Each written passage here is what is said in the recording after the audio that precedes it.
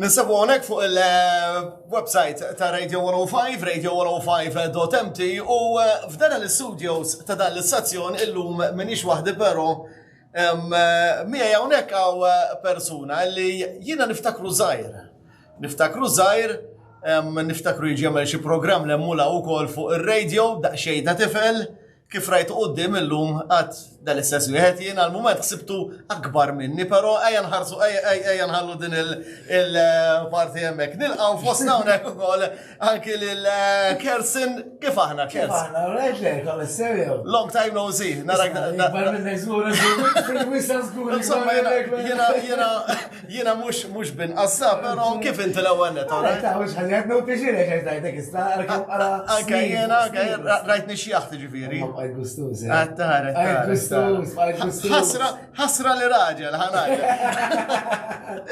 Mela, Kers, jiena niftakra kif għax fl-introduzzjoni u kol anki tiġi daqxejn ta' tifel mal-mammi tijak li dak iżmin u kol insallu għalija ma' hawnhekk kienet parti mit-tim ta' radio, dak iżmin konna Radio Galaxy, ma konniex għadna minna rebranding illi għanna issa u kont għax iżmin parti mill-istazzjon. Semmina naqra x'kienet l-esperjenza tiegħek. Konna l-programm, l-għalaf mit-8 sal-10, għasna fit mux mill-10, sal-ofs il-lejl, rock moods minn għalija kon semmejtu, kont id-didej b'krajm, tal-Ewsa Triani, kif jibbatu li l-istess 5 minn nis, dak li konu għajmin.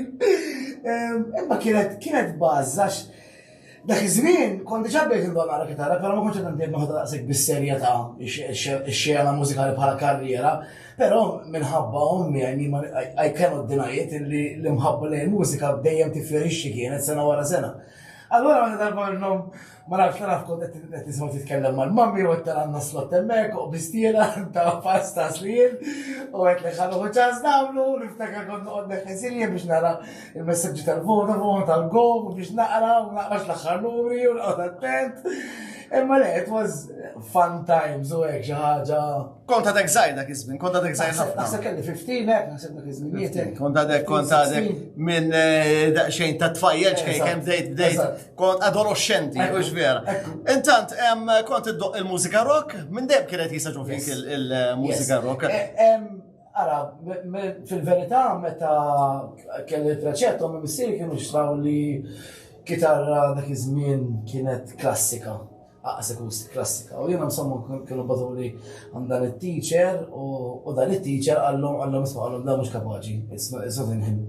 U għafu li l-lesson għadu naħlu l-flus għalleċ taf kifax flus ħed fil-ħela da.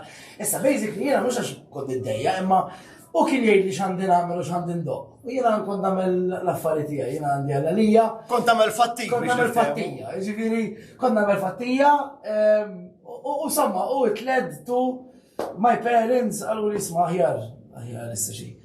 Kbirt fi Sarawiġi meta kont mort fis-sekondarja kien hemm music room u din għadaw il-bands doqqu hekk. U ta' 12 insomma dak iż-żmien kelli ħabib tiegħi u kien xtrali kitarra u amplifier biex nibda ndoq.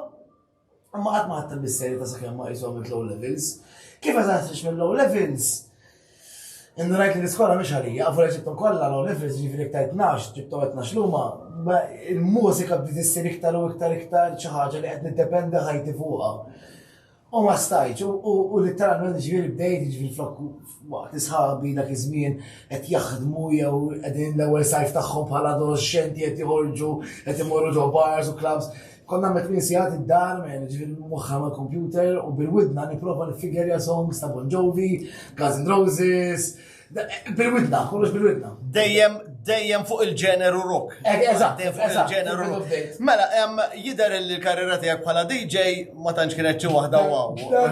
Talba, kelli opportunità ta' talba, għax tajjeb ngħidu. Ħares ngħid dik il-kawra, tajjeb ngħidu li qabel kellimna naqra tipo fuq ixtajt kelma m'għedniex eżatt, imma samma u għalli jaħseb kienet l-ewwel waħda mill-esperienzi tal-bidu. Kienet l-ewwel u l-aħħar esperienza għax xajjira m'iniex kapaċi. Imma insomma. Pero mela tfajt il-karriera ta' DJ u ma tekx tort biex ikun għatajlek kollox fil-ġempu bdejtu ba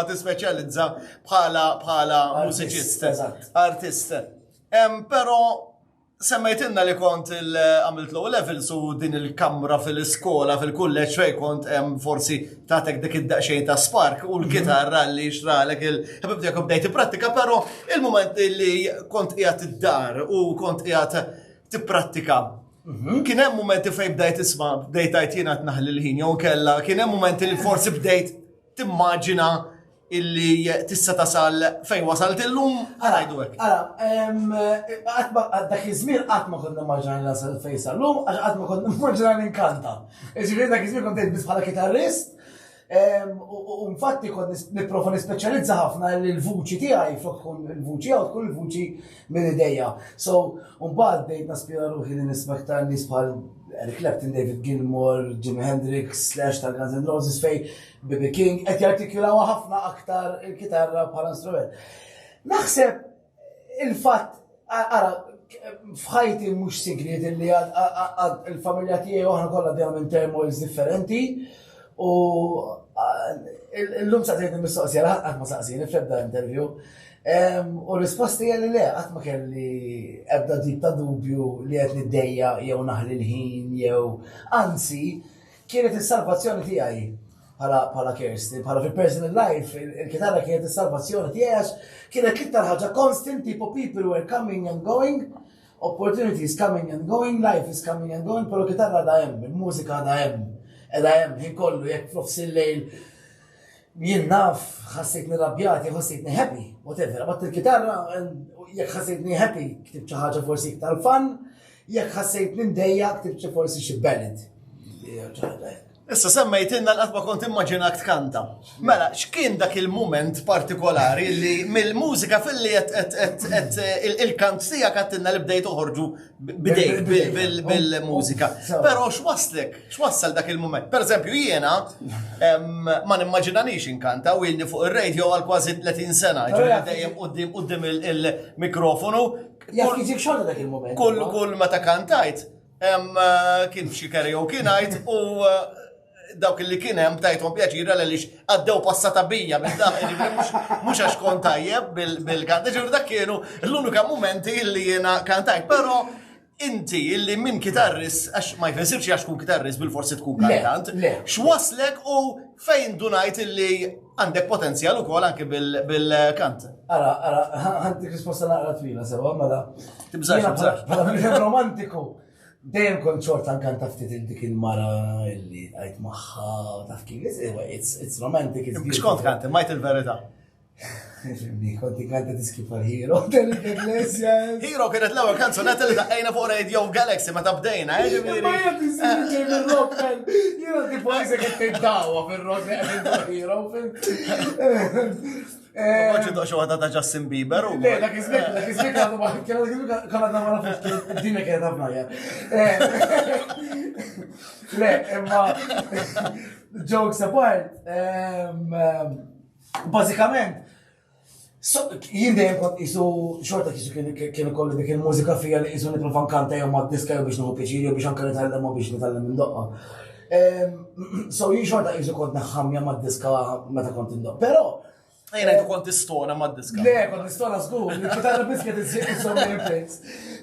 Però li mbagħad kien li bħala kitarrist ħassejtni il-ħadd il-pik ta' fejn kitarrist waħdu jista' jasal għaliex kont daqgħet ma' l-artisti kollha tissedda minna Ira Rosco, Red Electric, Airport Impressions, Winter Moves minn Van Grek, ma kollha daqgħet. Bħala kitarrist ukoll kont daqgħet fl-2016 l-orkestra bħala kitarrist, ġifieri I was actually a featured guitarist in a show full of singles, ġifieri xi ħaġa li għas kitarrist normali jaf ma jkun wasal sem. U somma konna qegħdin rehearsals darba minnhom biex nagħmlu show dak iż-żmien ħarġ waħda Bay Street u biex niċċajta jiena ta' finti kollu ngħaddi passatem ta' kif jien. Kien kantant ġitart u għabdu jagħmlu Highway to Hell tal-AC/DC biex jibbażjaw jaqbad nkanta insomma. Għet nuħu bazz u nistona lem u nistona law. U kif spiċċajt, jekk konna 5-6 kollha daru lejja, għallu nisma' għallu li inti żgur ma tkantax, tipo, it's good man, tipo, why not? U insomma, u bad dak iż-żmien, dak nidu isu 2010, late 2016 sewa. Kont il-love ma xaħat, ovvjament, il-love u n-nisa f'ħajti u ma dejjem li ħajti dejjem id-dur maħħa. Kont il-love u deċidejt li għal-ewwel darba f'ħajti bħala prezent flok nixtira xi ħaġa lesta, il-lestila xi ħaġa jien. U għed tal-ewwel darba nipprova nikteb diska minn flok f'kuntest ta' band, jew nikteb diska li xi ħadd ieħor, ħan nikteb diska minn għandi minn ġofija għal xi ħadd ieħor speċifikament. Ġifieri ma kienx maħsuba biex tkun release, xejn. Insomma, għamilna dil-istra diska, għamilna l-ostra video, ġitni xie jelfu xaħġa dak iż-żmien, ġejt Brox. Samma xejnek. Obviously meri kienet minn qalba ħafna. Isma' mek tista' tgħid li trid, għax hawnhekk ma tidħolx il-broadcasting din-intervist, mhux problema. Ġejt Brox għal-bajt. Eżatt. Ġej żwienhom issa dal-waqt. Insomma, u sa' kem kont qed nipproduċi d-diska għal meta konsentijela bħala rigal, ħassarna. Ġirina dix mitċajtin, qed nagħmel da xi ħaġa li għam. Sewa, qed nagħti l-input kollu. Ġifieri qed tgħidilna li kif kont ħadmur ħassem għal d-diska għatlek għandi xi ħaġa xnajlek u għatlek daqshekk jew mhux hekk kien ġimgħa qabel però ġimgħa però ġifieri jiena qed li għandi xi ħaġa speċjali li għandha fadalla ġimgħa biex kollesta qalt li għandha bżonn kellimni. Iltqajna u ma tantx ħadbaż, insomma. U jiena mort id-dar, ħafna biki, ħafna alkohol, ħafna fuck it, mhux tagħmel kien daqsxejn ta' slap in the face. Moment ħażin fil-ħajja. U jiena I said there, tipo bil-laptop quddiem idda l-video bid-diska li għalija kienet xi ħaġa sabiħa immens. U għedt fuck it minnu. U battu tfajta YouTube. F'xar, 13 televiews. Minna jiġifieri ma' promotion, minna ma' marketing, ix-xejra fuq Facebook, labat ta' radios, għax kont għadna qasnaf kif taħdem il-bicċa xogħol ta' radios biex nabien, xejn, zi. Minn social media, Facebook, Instagram, dak iż-żmien għadu ftit fil-bidu. U kien ħafna feedback ta' minn Twitter, tellat 10,000 views within 1 month l-ewwel diska tiegħek. U qed tistrajt alright, okay, maybe I'm onto something, taf kif. Però qatt ma stajt naċċetta li inkanta, x'jien għamilt. L-isbaħ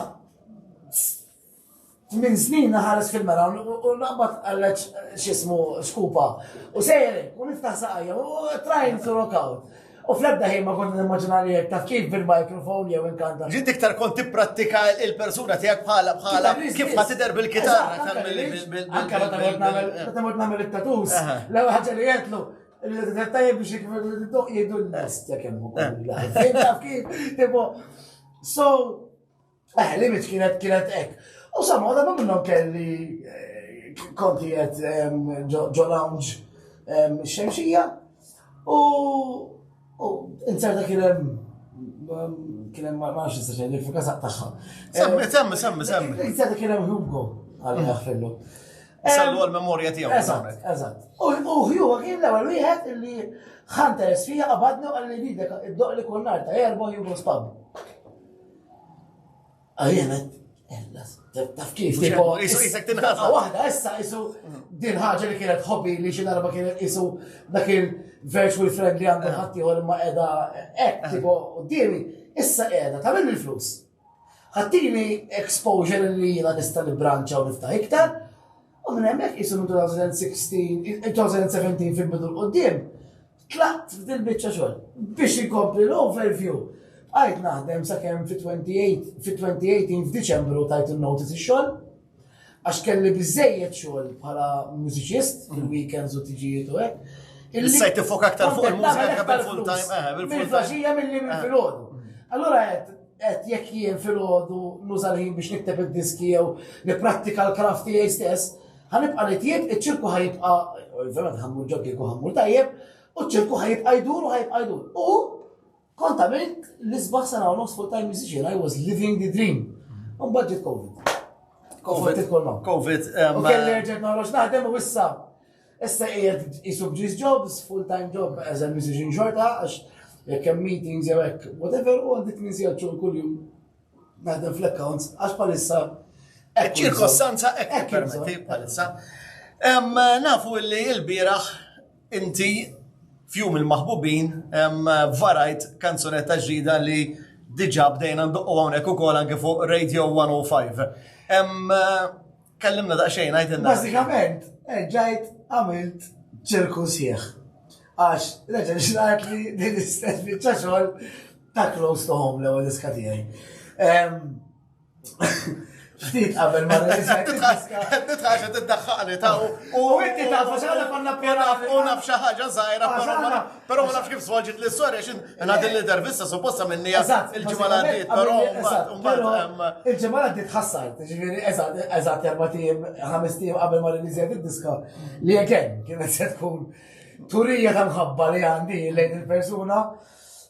Basikament, I mean, I'm totally okay to speak publicly about it, sempliċi raġuni li we still friends, ma raġuni kienet illi kif għaddinet qabel palissa l-lifestyle tiegħi qiegħda biża ħafna, allura forsi ħin għal-relazzjoni jew ħin għal-affarijiet oħra m'għandix. Forsi titħajjar tikteb xi kanzunetta tibta kif kien għamel Imin fil-bidu ta' snin 2000, I don't want you back, un ħarġet il-fajla tiegħu. Forsi tista' tikteb xi ħaġa, u tara kif tur, u forsi jkollok ħafna ġejjin. Naħseb inti titla' żgur tikteb xi ħaġa. U naħseb ma nagħlaqx qatt tikdeb. Le ma il-biċċa xogħol hija li unfortunately, din id-diska kellha toħroġ tip ta' messaġġ, però id-destin kien li toħroġ dan il-mod u forsi bniedem il-bħalissa qed jgħaddi mill-istess esperjenza forsi jista' jirrelata magħha u apparti l-ħafna ċajt li jiena sinonimu miegħu ħafna.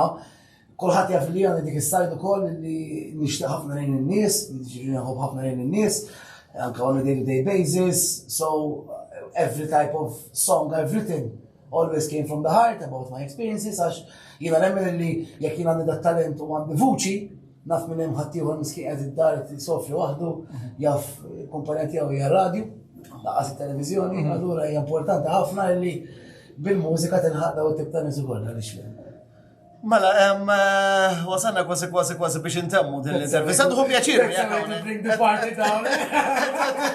qed nħu pjaċir hawnhekk nitkellem jekk, però fejn tara lilek innifsek sa 5 snin oħra. Sa 5 snin oħra nixtieq li nerġa' niġi fuq saqajja nerġa' nkun full-time musician. Dik hija l-ħolma tiegħi ara jiena nixtieq ndoq ġo l-ikbar stadiums fid-dinja nixtieq nasal hemm fuq. Però jiena realistiku ħafna, apparti li jiena bnidem nħolhom ħafna realistiku ħafna. Għal-ħarż ma joħloq, ma joħloq, ma jweżax. Però mbagħad huwa li you have to take anything that life offers you. Ġifieri jekk jiena forsi ma nilħaqx dak l-istatut bħal Beatles jew bħal Queen Fajti, però jekk jiena nkun mużiċist indipendenti biżżejjed li qed ngħaddi full-time music qed nagħmel dak li nħobb, ġifieri technically speaking waqaf naħdem għax meta tagħmel dak li tħobb ma jibqax xogħol, sewwa. Imma it's a risk. Tittieħu il-riski fil-ħajja u meta temmem dak li tkun qed tagħmel. U naħseb ma tkunx pessimist. Għadu ma tkunx pożittiv għax jekk tgħid ħankun pożittiv bħalissa kulħadd jibda jersaq għax jaħsbek l-għandek il-COVID. Imma dikki u naħseb inti taf daqsi, ġifieri it's not an easy life. This life is not an easy life. Ġieli mistera kollha kemm aħna f'din il-ħajja li hija ħajja li hija turmoil m'għandek xejn garantit. Illum qiegħed hemm fuq għada jaf ħadd tisbita sempliċement għax jaf għamillek naqra rieħ.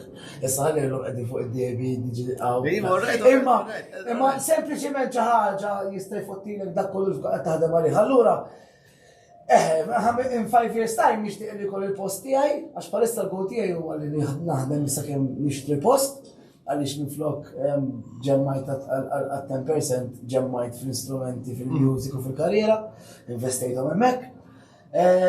Ħalli once li mbagħad ikolli s-sigurtà u s-safe space tiegħi, ix-xogħol ta' filgħodu nista' nerġa' neħħieħ u jiena nkun nista' nerġa' nifoka fuq dak li jagħmilni truly happy. Għax nemmen illi that's how you win in life, when you chase happiness. Pjaċir tisimak titkellemek, nerġa' ngħid fil-li qed nara dak it-tifel żgħir hawnhekk jipprova jagħmel programm fuq ir-radju u rnexxielu sa ċertu punt imnala konna tajnik però programm tard bil-lejl, però Użgur li ħajdu l-lejl. U naħseb bejla l-ħolos il-lejl. Dak mux bejla l-lejl u s-sadej. Mux ħanajlek ħanofri li programmi uħar, għax niprefer nisma kiddo il-kitarra u skanta. Issa tibad li diski bħal-mezz namlu, pero li nissanajlek illi fil-ġejjeni ħajkolli xi tip ta' programmi viżivi kif qegħdin hawnhekk u tkun tista' tiġi tagħmlilna pereżempju xi gig żgħir hawnhekk ukoll live fuq nibdew naħdmu hekk. Jiena nirringrazzjak ħafna tal-ħin tiegħek. Thank you tal-li wara da snin kollha ġejt tajtni ċans li ġejt nitkellmu nara. U wow, proset ħafna tal-istudio, tipo għattilek offer, like top notch, Grazzi ħafna. Nawguralek ħafna u jalla illi xi darba naraw f'dak l-stadium sabiħ mimli nies u ngħidu isma' dak Malti. Inti ticket. Niġġiżgur. U VIP irridu, VIP. U nagħtu 10 fil-każ issemmija. Tara tajjeb, proset. Grazzi ħafna u intamu din l-intervista wkoll anke bil-video mużikali ta' din il-kanzunetta ġdida tiegħek. Grazzi nawguralek ħafna suċċessi. Thank you.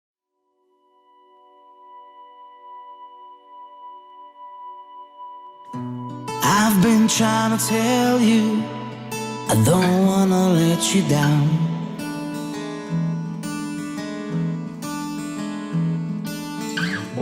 I've been trying to show you before the train leaves this town.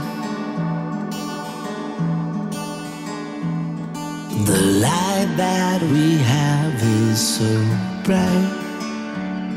Come close, let me hold you tight.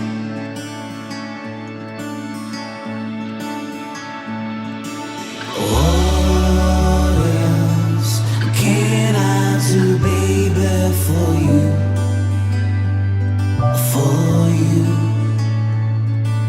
What if you take a walk in my shoes? Then you'll see that you can't stop these blues.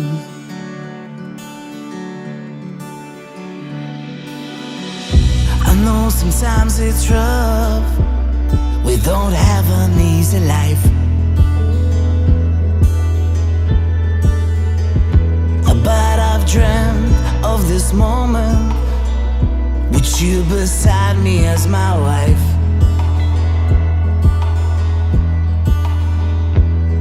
We've got to pull through. We gotta stay side by side. The light that we have is so bright.